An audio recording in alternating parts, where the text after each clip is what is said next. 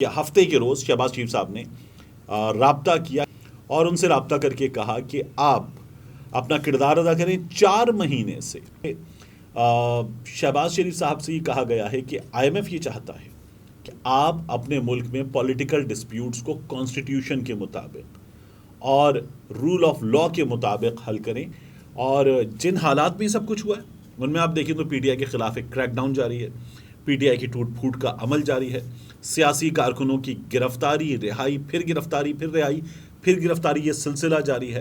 بسم اللہ الرحمن الرحیم، السلام علیکم، یہ آپ کا اپنا ڈیجیٹل پلیٹ فارم ہے، میں طارق متین ہوں۔ 3 چیزوں پر اس ویڈیو میں بات کریں گے۔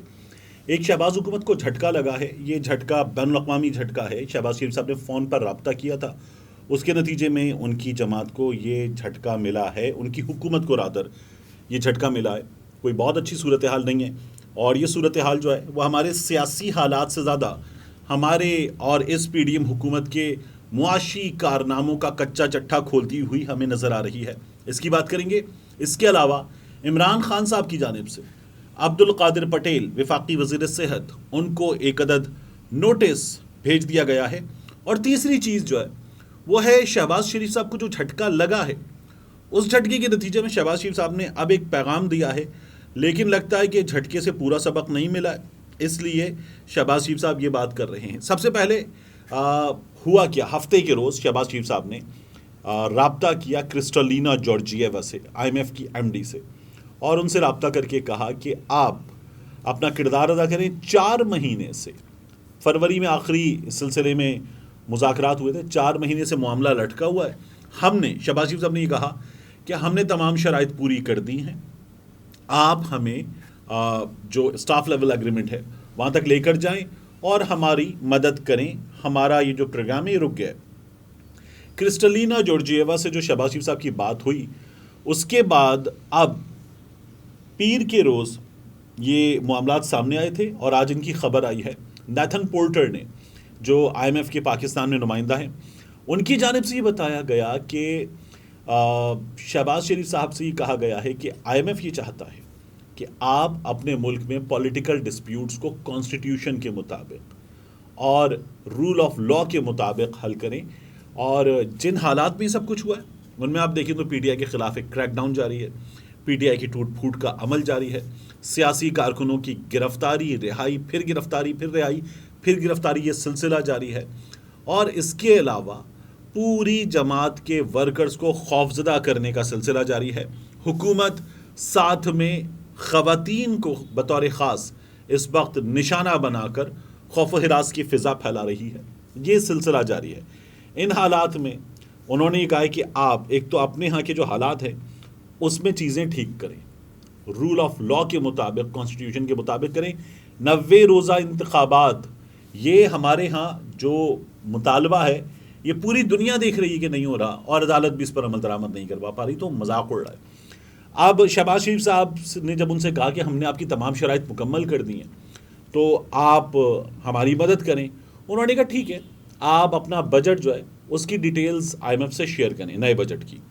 اب یہ جو تازہ ترین خبر ہے اس کے مطابق آج یہ ڈیٹیلز جو ہیں وہ آئی ایم ایف کے ساتھ بجٹ پروپوزلز جو ہیں وہ شیئر کر دیے گئے ہیں، اور آئی ایم ایف نے 3 چیزیں سامنے رکھی ہیں۔ آئی ایم ایف نے یہ کہا ہے کہ ایک، آپ اپنے لیے یہ جو اپنے دوستوں سے اپنے سرکاری فنڈ میں پیسے رکھنا، اس کا جو بندوبست کر رہے ہیں یہ کیجئے۔ یہ $8 ارب کی ڈیمانڈ ہے کہ آپ کے پاس ہونے چاہیے۔ پاکستان چین سے، یو اے ای سے، سعودی عرب سے، مختلف دوستوں سے کہہ رہا ہے کہ پیسے دیجئے، تو یہ موجود ہونے چاہیے۔ دوسرا، آئی ایم ایف یہ کہہ رہا ہے کہ آپ کا بجٹ آئی ایم ایف کی جو فریم ورک ہے اس کے اندر بنے۔ اب یہ حکومت جو ہے، آؤٹ گوئنگ حکومت، یہ دینا چاہتی ہے الیکشن بجٹ، عام آدمی کو ریلیف دیا ہے، بڑا ریلیف، اس طرح کے دعووں والا بجٹ، لیکن ان حالات میں جو حالات ہیں یہ ممکن نہیں ہے۔ مفتاح اسماعیل صاحب نے ایک بیان دیا تھا، انہوں نے کہا تھا کہ جو کچھ اسحاق ڈار نے کیا اس کے نتیجے میں تقریباً 2 سے 2.5 ارب ڈالر کا نقصان کیا ہے۔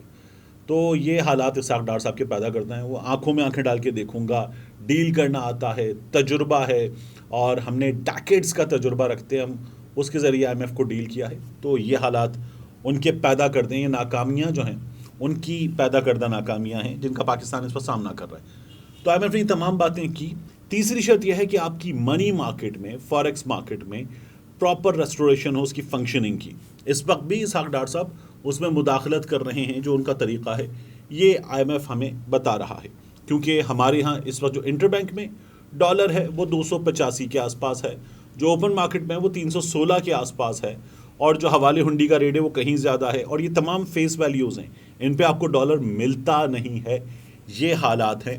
तो इन हालात में ये कबाड़ा हो चुका है। इसहाक डार साहब के इस कबाड़े की वजह से इस हुकूमत को ये बताया जा रहा है कि आप अपने हालात ठीक करें, अपने पॉलिटिकल डिस्प्यूट्स को ठीक करें। दूसरा, अब्दुल कादिर पटेल साहब को इमरान खान साहब की जानिब से नोटिस भेज दिया गया है।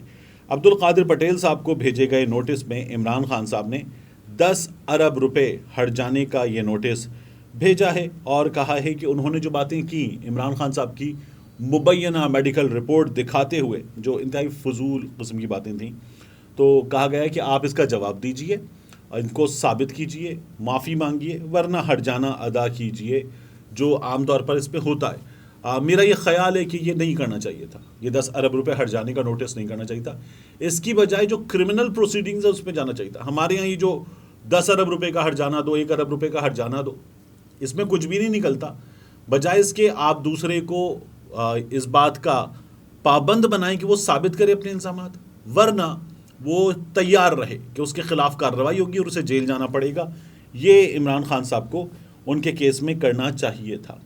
तीसरी चीज़ मैंने आपसे अर्ज़ किया था कि शहबाज शरीफ साहब से जो मुतालबा किया गया, उसके बाद शहबाज शरीफ साहब ने एक ट्वीट किया है, यानी उनसे ये कहा गया था कि आप अपने पॉलिटिकल डिस्प्यूट्स को रिजॉल्व करें। आप शहबाज शरीफ साहब ने एक ट्वीट किया है और कहा है कि सियासत में डायलॉग की अहमियत पर जोर देते हैं, मगर ये वाज़ेह करना चाहते हैं कि सियासी लिबादा ओढ़े हुए ऐसे अफराद के साथ डायलॉग नहीं हो सकता जो रियासत की अलामतों पर हमला आवर हुए हैं।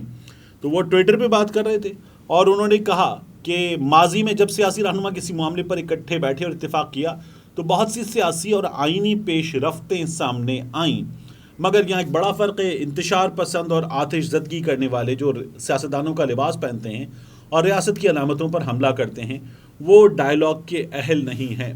तो इमरान खान साहब जो है वो इनके रस्ते की सबसे बड़ी मुसीबत है। उनकी मकबूलियत अब भी है और इनके रस्ते की सबसे बड़ी मुसीबत है। इसलिए ये तमाम लोग जो हैं वो इमरान खान साहब का मुकाबला करने से कासिर हैं। और अब भी अगर बैनुल-अक़वामी प्रेशर आ रहा है, डायलॉग करें, अपने डिस्प्यूट्स को रिजॉल्व करें, तो उस प्रेशर को हैंडल करने के लिए डायलॉग की बात तो करेंगे, मगर कहेंगे इस आदमी से नहीं हो सकता। तो ये इनकी कारकर्दगी का खुलासा है। मिलते हैं इंशाल्लाह आपसे अगली वीडियो में।